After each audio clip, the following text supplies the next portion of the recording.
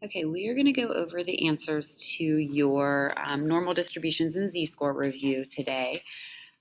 All of these questions in the first section are giving you a z-score and then asking for the area, under the standard normal curve. So in that case, you are going to use the normal CDF function on your calculator. And you can get to that function underneath the distribution menu. So you hit the second button, followed by the variables button. And then your input for the normal CDF is a lower and an upper bound. So you want to think about what the normal curve looks like. So you've got this standard normal curve, and your z-score is going to be somewhere along the horizontal axis. And then technically the curve extends out to positive and negative infinity. So as far as your lower and upper bounds go, if you need to go to the left of your z-score, so this way here, you would use -1 times 10 to the 99th as the lower bound, because that's your way of tricking your calculator into negative infinity. If you wanted to find the area to the right of your z-score, your upper bound would be +1 times 10 to the 99th, because that's your way of tricking your calculator into positive infinity. So for the first one, we're looking at less than a z-score of 1.36. So here you would want the area to the left of that z-score. So your lower bound under normal CDF here would be -1 times 10 to the 99. And then your upper bound would be your z-score. So your upper bound here is going to be 1.36. So when you do that in your calculator, you're going to get 0.9131 for the area. So that means about 91% of the distribution is to the left of a z-score of 1.36. Question number 2 is similar. You're also looking at less than a z-score. So your lower bound again is going to be the -1 times 10 to the 99th. And then your upper bound will be the z-score. So here it would be 0.08. So when you do that in your calculator, you are going to get 0.5319. So about 53% of the distribution is to the left of that z-score. Questions 3 and 4 switch it up a little bit. This time you're more than a value. So I have my z-score, and then I want the area to the right of that z-score. So now the z-score becomes my lower bound. And then my upper bound is technically positive infinity. I'm going to use 1 times 10 to the 99th in my calculator. So for question 3, that works out to be 0.9744. And then for question 4, more than 3.25, the lower bound will be that 3.25. And then the upper bound will be the 1 times 10 to the 99th. Now, here's where you need to be careful. All of these areas are proportions, so they have to be between 0 and 1. In question number 4, the area is so small that your calculator reports it in scientific notation. So you just want to make sure that you pay attention to that e to the negative, whatever is written at the end of the calculator screen in those cases, and convert it. So this one here, times 10 to the -4th, we're going to move that decimal 4 places to the left and round that to 0.0006. Question 5, if you're between two z-scores, then the smaller one is your lower, and the larger one is your upper. And so if I type those in, -2.33 is for the lower, +2.33 for the upper, that's going to give me a area of 0.9802. And then finally for question 6, I'm out of space there at the bottom, but if we're between a z-score of 0 and 1.54, your lower would be the 0, your upper would be the 1.54. And so that area in between is going to be 0.4382. And for all of these, when you go into the normal CDF on the calculator, when it prompts you for your lower and your upper, it also has a mu and a sigma. We're leaving these as 0 and 1 because it's the standard normal curve. So that's a normal distribution centered at 0 with standard deviation of 1.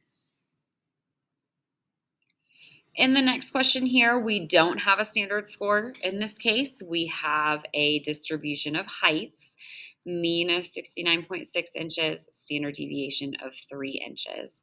So normal distribution here, mu of 69.6, standard deviation of 3. So if we want to find the probability that an individual's height is less than 66 inches, we start with a z-score. So z-score is going to be his height of 66 inches minus the mean of 69.6 inches divided by the standard deviation of 3 inches. Just remember when you do that calculation, either do it in 2 steps or put parentheses around the numerator in your calculator. For that order of operations, you want to do the subtraction first. Z-score here is negative 1.2. And now this is the same as it was on the front. We want to be less than negative 1.2. So here's your normal distribution. Here's your z-score of negative 1.2, and you want that area to the left. So your lower bound will be negative 1 times 10 to the 99th, and your upper bound will be negative 1.2.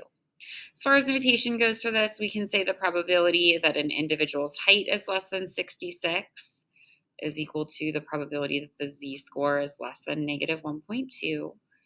Then we go to the normal CDF in the calculator. Again, under that distribution menu, your lower is the negative 1 times 10 to the 99th, and then your upper is the negative 1.2. So in your calculator, that gives you 0.1151. So there's about a 12% chance that an individual's height's less than 66 inches. Part B, we're between 66 and 72 inches. So we already have the z-score for 66 inches from Part A.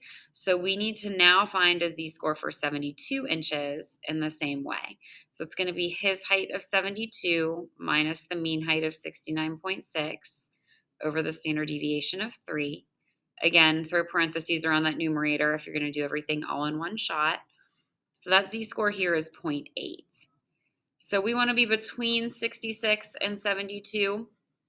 So that means in the normal CDF, the lower is going to be the z-score for 66, which is the negative 1.2. And then the upper will be the z-score for 72 inches, which is the 0.8. As far as notation goes, I can say the probability that the height is between 66 and 72 is equal to the probability that the z-score is between negative 1.2 and 0.8. And that works out to be in the calculator 0.6731. And then finally, for part C, we want a height more than 72 inches.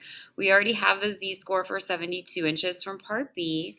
So essentially here, I want more than 72 inches. So here's my z-score of 0.8, and I want everything to the right of that.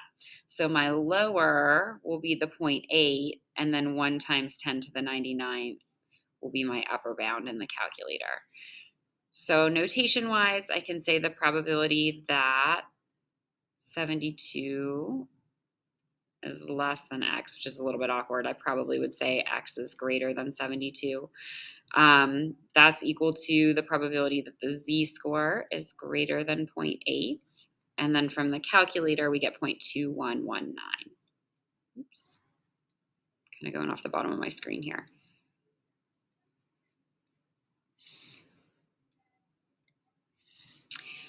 So then on the back of your worksheet, these ones are working in the opposite direction. You have the probability and you want to find the z-score that goes with it. So your calculator has a function for this also. It's the inverse norm function. And your input here asks you for the area. It's the area to the left as a decimal. And then again, you've got your mu, we're going to leave it as 0. Sigma, we're going to leave as 1. Inverse norm is also under the distribution menu, so second, and then variables to access that calculator function. So for question 8, we want the z-score that has 11.9% of the distribution to the left. So visually what you're looking at here is your normal curve. We want that cutoff for z that has 0.119 as the proportion to the left of it. So here we have the area to the left. We're just going to do the inverse norm, and 0.119 would be our area. That's going to give you a z-score here of negative 1.18. Question 9 is a little bit different. We have 75.8% of the distribution to the right. So here we are looking for the z-score that has 0.758 as the proportion to the right of it.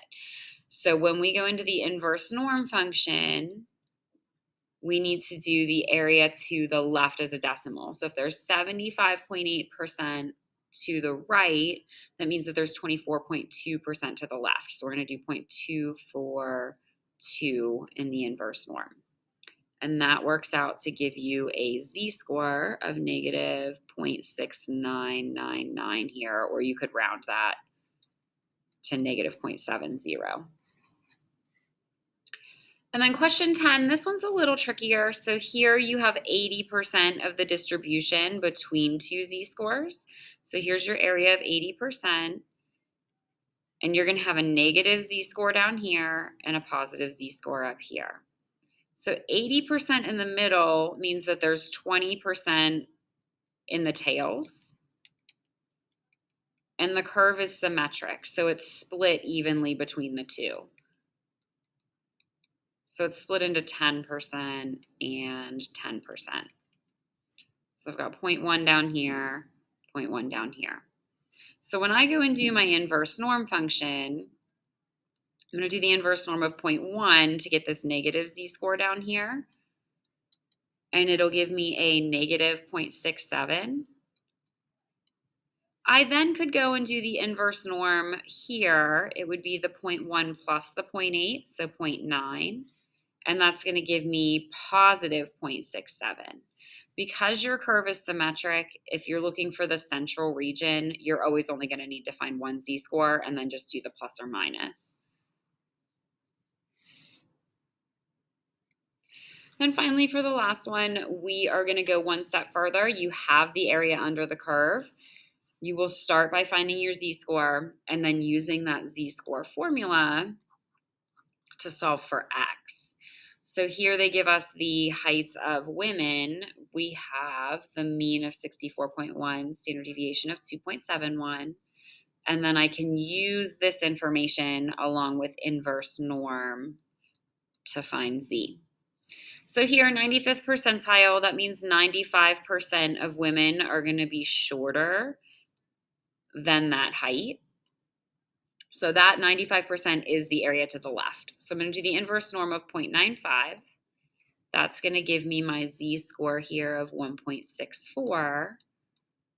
And then I plug that into my z-score formula up here. So I'm going to say 1.64 equals x, which is my unknown height, minus the mean, which is the 64.1, over the standard deviation, which is 2.71.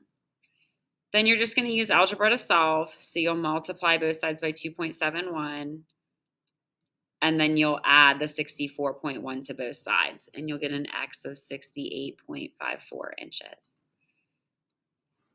And then finally, for the last one, we're looking for the height that represents the first quartile. So first quartile is really that first quarter or 25th percentile. So you'll use the inverse norm of 0.25 to get that z-score, and that z-score is a negative 0.67. Once you have that, you're going to go to your z-score formula up here. Negative 0.67 equals my unknown height of x minus the mean of 64.1 over standard deviation of 2.71. And again, just like this last one in part A, multiply both sides by 2.71 and then add 64.1, and you'll get 62.28 inches.